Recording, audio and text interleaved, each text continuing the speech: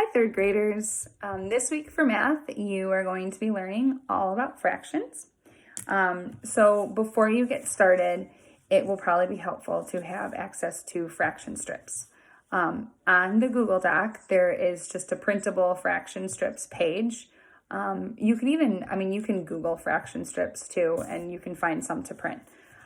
If you don't have access to printing, then you can make your own very easily. So I'll show you real quick how to do that.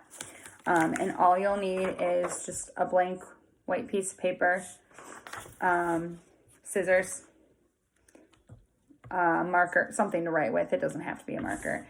And then ideally a ruler, but actually I didn't even grab a ruler myself before we left for school or left school. So I'm just gonna a straight edge, something just to make a straight edge for you. So we're going to do this super easy. First thing you're going to want to do is you're going to take your page and you're going to want to make some lines going across so that you can split up your fraction strips. So I went ahead and did that on the other side.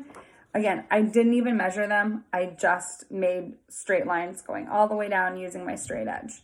So that way I could have some strips to make fractions.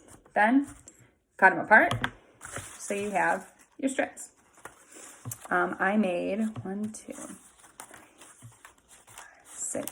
I made 8 different fraction combinations. So some are easier to create than others. So you might want a little bit of help with some of the bigger fractions and the ones that don't split up so easily.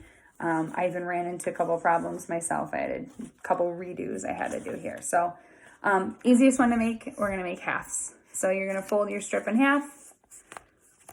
And then you will label each side 1/2. So 2 halves would make 1 whole. All right, so you've got your halves. Then you can make your thirds. So you'll take your next strip of paper. These aren't too bad to fold together. Again, I didn't measure anything. I just kind of split, after you cut your strips, I just kind of split them into thirds and then label each of them 1/3. As you work through some of your fraction lessons, if you want to cut them apart that way into the smaller pieces, you can. You can still use them that way. These are just a tool for you. Fourths. So you'll label your fourths, fold it in half, and fold it in half again to make your fourths. Some things you might start to notice too is when we talk about fractions that are equal to each other, if you notice that 2/4 will line up with 1/2. So they're equal. 2/4 will equal 1/2. They're equivalent or equal fractions. The next ones were fifths. So this is where you might need a little bit of help because you can't fold them so easily and get those nice split up pieces. So you may need to kind of measure them or like maybe use a pencil versus a pen the first time to split up your fractions into 5 equal pieces and label them each 1/5. Sixth, these aren't too bad to split. If you actually split your sixth right down the middle, then you can fold them in twice on each side. Whoops.